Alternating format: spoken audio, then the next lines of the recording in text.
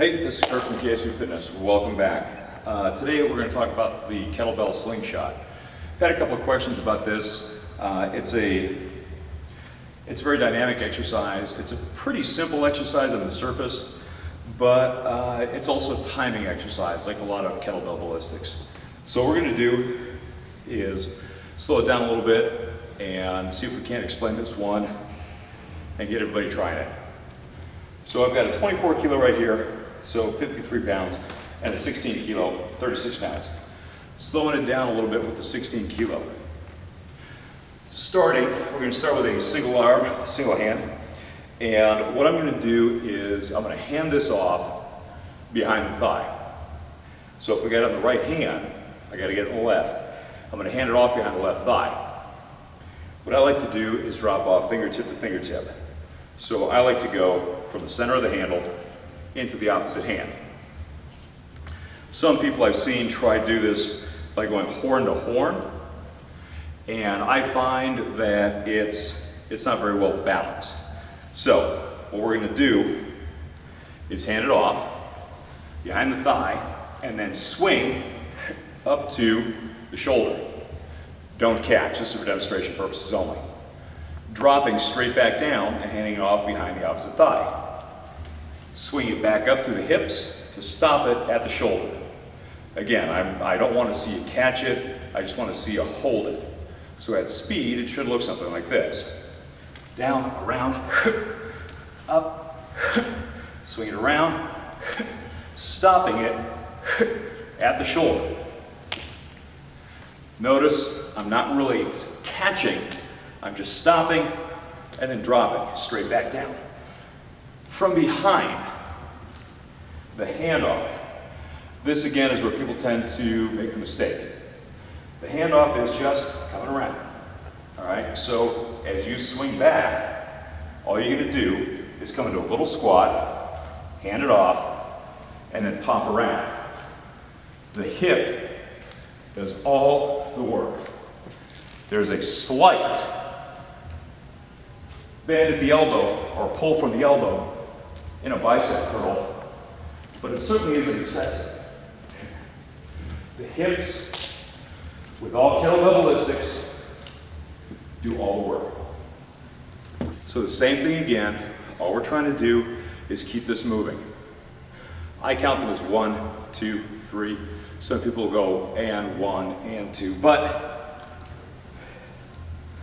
switch, coming through the hips, swing it around, hitting the opposite palm. Stop, drop, and hand off. Stop, drop, and hand off.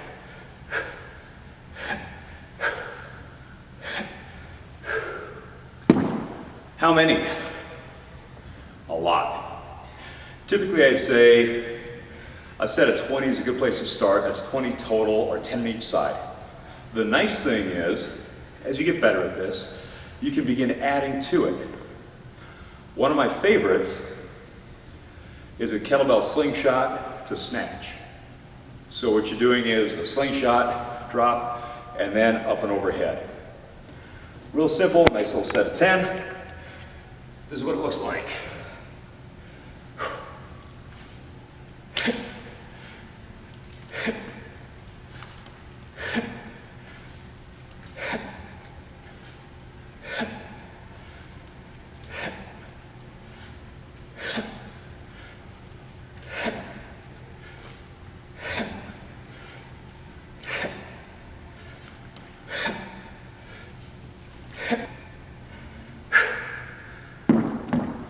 Piece of cake.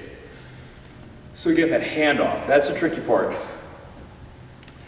If it's going to go wrong, it's going to go wrong on the handoff. As you're coming around, typically what I'll see is people miss the catch and the kettlebell goes shooting off to the side. Makes a hell of a racket, but it's not the most dangerous thing you'll do in the gym. So, the handoff.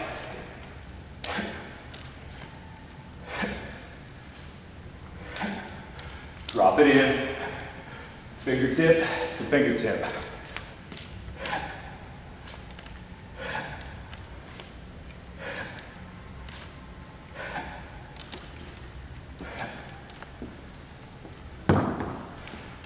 And for the sake of balance, what I personally like to do is make sure that my thumb and forefinger are close to the horn. As I'm swinging it up, it just creates a much better balance.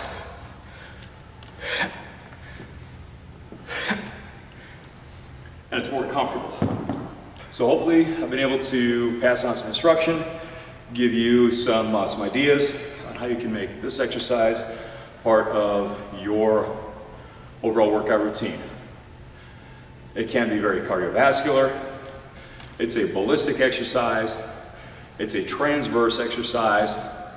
It's an exercise engaging the posterior kinetic chain as you come through the hips. So again, it's just a powerful exercise that fits in very nicely with any type of a strength training program, the conditioning, weight loss kind of training program, or a power training program. So a little bit of everything crosses over very, very nicely. Thanks for showing up. Thanks for checking in. See you next time.